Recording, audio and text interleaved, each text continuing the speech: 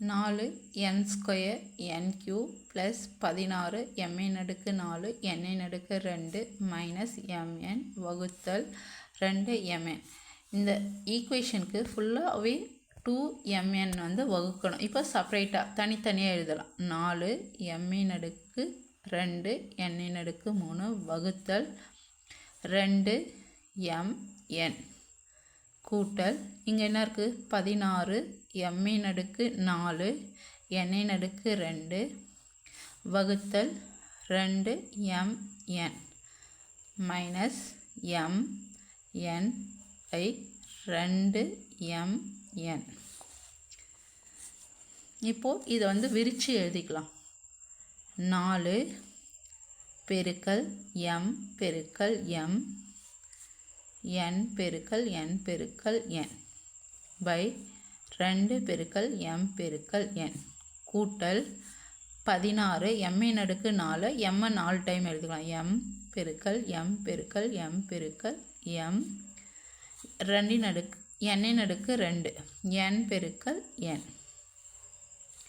2 பெருக்கல் m பெருக்கல் n minus m பெருக்கல் n பை 2 பெருக்கல் m பெருக்கல் n. நெக்ஸ்ட்டு இங்கே ஒரு m இருக்குது, இங்கே ஒரு m, இங்கே ஒரு n, இங்கே ஒரு n, ஓர் 2 2 2 2 4. அடுத்தது mக்கு m, nக்கு n கேன்சல் ஆகிடுது. ஓர் 2 2 8 2 16. அடுத்தது nக்கு n கேன்சல் ஆகிடுது. நெக்ஸ்ட்டு 2 m n ஸ்கொயர் கூட்டல் 8 அடிக்காத எத்தனை m இருக்குது பாருங்கள். 1 2 3. அப்போது m/3 n இத்தல் 1/2.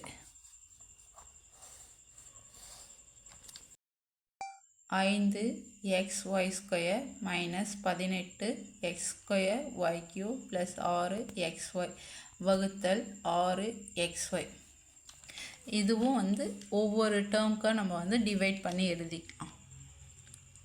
5 xy square by 6 xy minus 18 x square y cube by 6 xy plus 6 xy by 6 xy.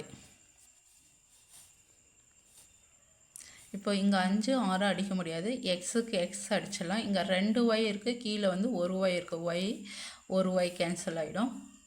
Next 4 6 6 3 18. இங்கே வந்து 2 x இருக்குது, கீழே வந்து 1 x கேன்சல் ஆகிடும். 1 x மேலே இருக்கும். இங்கே 1 y இருக்குது, மேலே வந்து y க்யூப் இருக்குது. போயிட்டா இங்கே வந்து 2 y ஸ்கொயர் இருக்கும், 2 y இருக்கும் ப்ளஸ் 6x 6x கேன்சல் ஆகிடும்.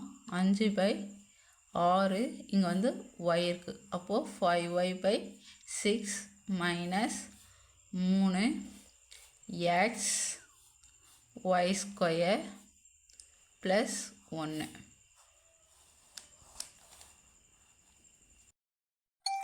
81 இன்ட்டு p/4 q/2 r/3 கூட்டல் 2 p/3 q/3 r/2 கழித்தல் 5 p/2 q/2 r/2 வகுத்தல் 3 pqr ஹோல் ஸ்கொயர்.